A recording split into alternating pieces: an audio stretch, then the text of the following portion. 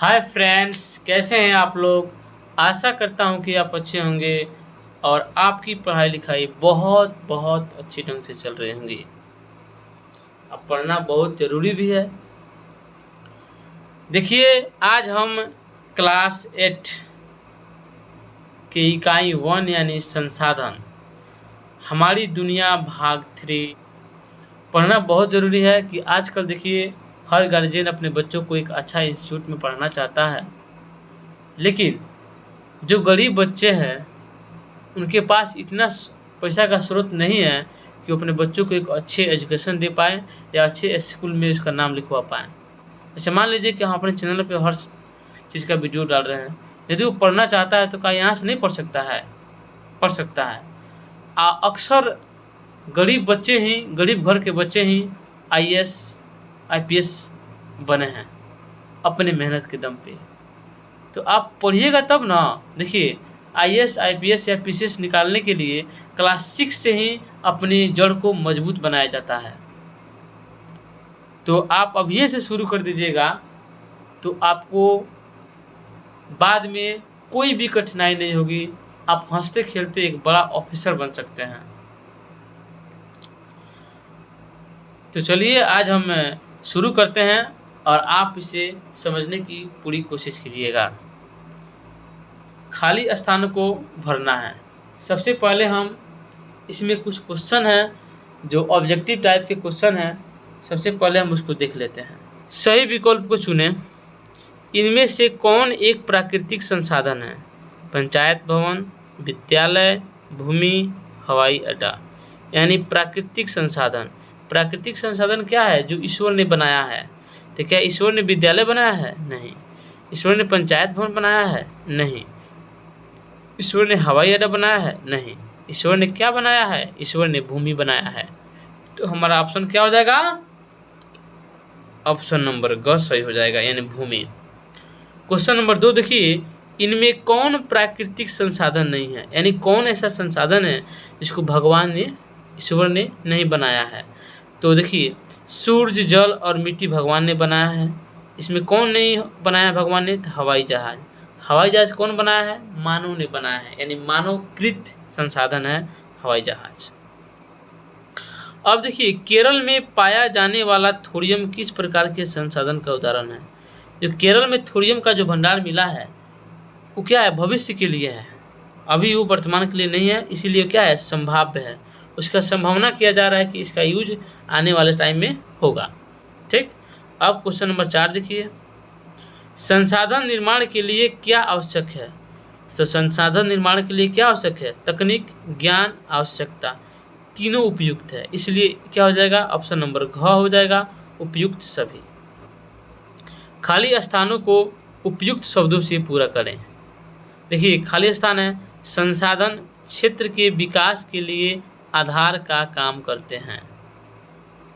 कौन ऐसा संसाधन है जो क्षेत्र के विकास के लिए आधार का काम करते हैं? तो क्या हो जाएगा? मानव।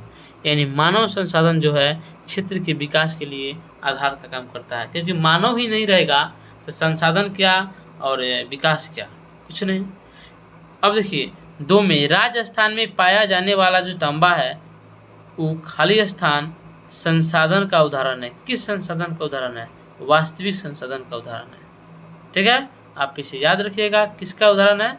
वास्तविक संसाधन का उदाहरण है। ठीक। अब क्वेश्चन नंबर 3 देखिए। क्वेश्चन नंबर देखिए 3 में, यानी 3 में क्या बोल रहा है कि खाली स्थान एवं शारीरिक क्षमता मानव को संसाधन बनाने के लिए आवश्यक है। ठीक है। अब देखिए, शारीरिक क्षमता, यानी शारीरिक क्षमता के साथ साथ दिमागी क्षमता भी होना चाहिए। इसलिए क्या होगा?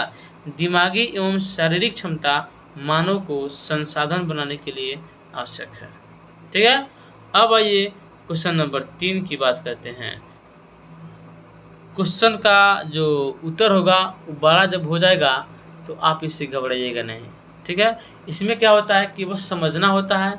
अगर आप समझ जाइएगा तो आप अपने मन से 4 पेज, 6 पेज, 8 पेज, 10 पेज आसानी से लिख सकते हैं। ठीक है। तो आप विशेषकर समझने पर जोर दीजिएगा। आइए, संसाधन की परिभाषा दें। आखिर संसाधन है क्या? अधिकतम 50 शब्द में बोला है ना, तो देखिए यहाँ 50 शब्द तो नहीं हुआ है, लेकिन आप उदाहरण इतना दीजिए कि 50 शब्द हो जाएगा। 2 लाइन उदाहरण कर दीजिए, क्या दिक्कत है।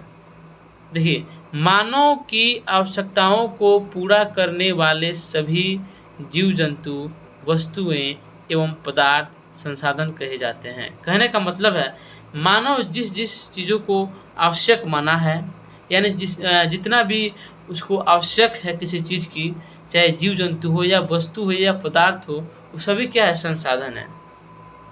ठीक है।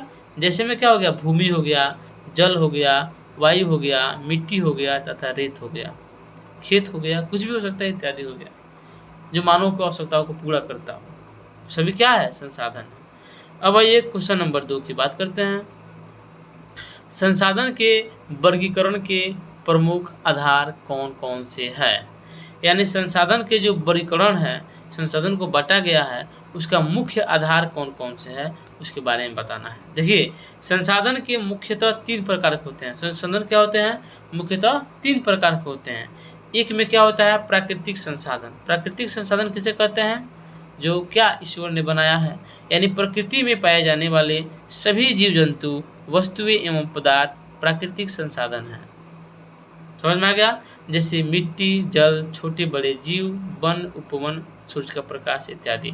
हम इसको एकदम सरल शब्दों में इस क्वेश्चन को बनाया है, इसलिए आप इसे फेयर बना लीजिएगा, और जब एग्जाम आएगा तो आप इसे आराम से याद करके जा सकते हैं। देखिए, 2 में मानव संसाधन। मानव संसाधन, देखिए, मानव खुद एक संसाधन है जो किसके अंतर्गत आता है? मानव संसाधन के अंतर्गत आता है, जो संसाधनों का निर्माण करता है, उपयोग दोनों करता है। ठीक है। अब आइए 3 नंबर में मानव निर्मित संसाधन, यानी मानव के द्वारा बनाया गया संसाधन क्या कहलाता है? मानव निर्मित संसाधन कहलाता है। जैसे मानव क्या बनाता है? मानव मकान बनाता है, मानव कार्यालय भवन बनाता है, मानव पंचायत भवन बनाता है, यानी मानव जो जो बनाता है सब क्या है? मानव निर्मित संसाधन है। ठीक है। तो चलिए हम नेक्स्ट क्वेश्चन की बात करते हैं। क्वेश्चन नंबर 3 देखिए, ये सभी अभ्यास के क्वेश्चन है, आप बुक में देख सकते हैं। प्राकृतिक संसाधनों का संरक्षण क्यों जरूरी है? कहने का मतलब है जो प्राकृतिक संसाधन है उसका बचाव क्यों जरूरी है, आखिर हम क्यों उसको बचाएं, उसी के बारे में लिखना है। तो मनुष्य ने अपनी आवश्यकता पूर्ति के लिए प्राकृतिक संसाधनों का अत्यधिक दोहन किया है। एकदम सही बात है।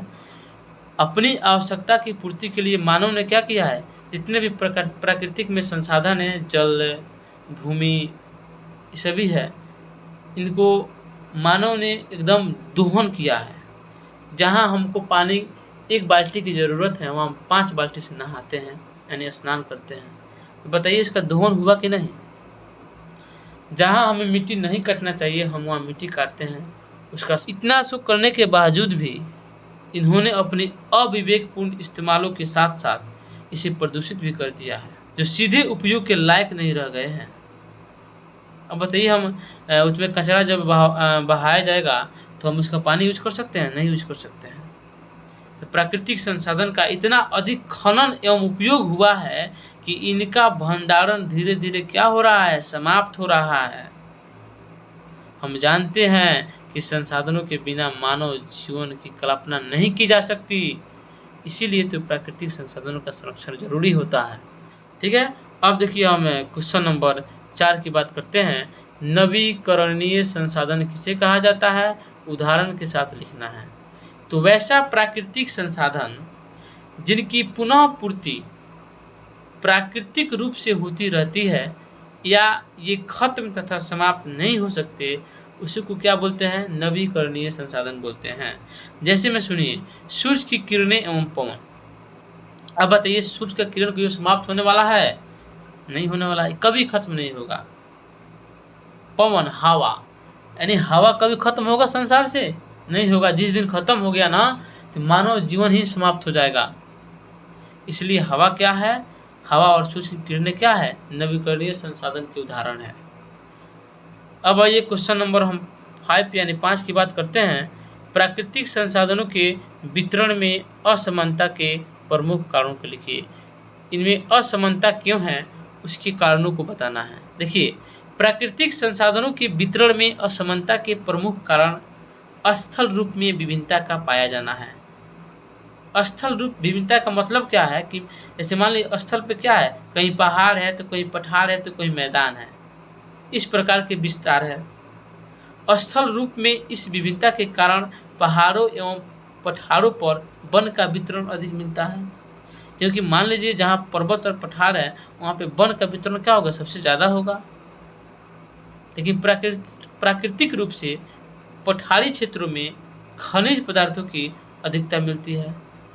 वहीं जाइएगा तो समतल क्षेत्रों में क्या मिलती है, तो समतल क्षेत्रों में हम लोग खेती कर सकते हैं, यह नहीं मिल सकता है।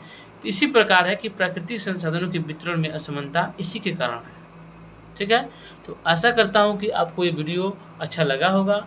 यदि अच्छा लगा होगा तो प्लीज़ इस वीडियो को एक लाइक की ज़रूरत है, आप इसे लाइक कर दीजिएगा और कमेंट्स में कुछ लिख दीजिएगा कि ताकि हमको मालूम चलेगा कि आपको वीडियो अच्छा लगा कि नहीं लगा।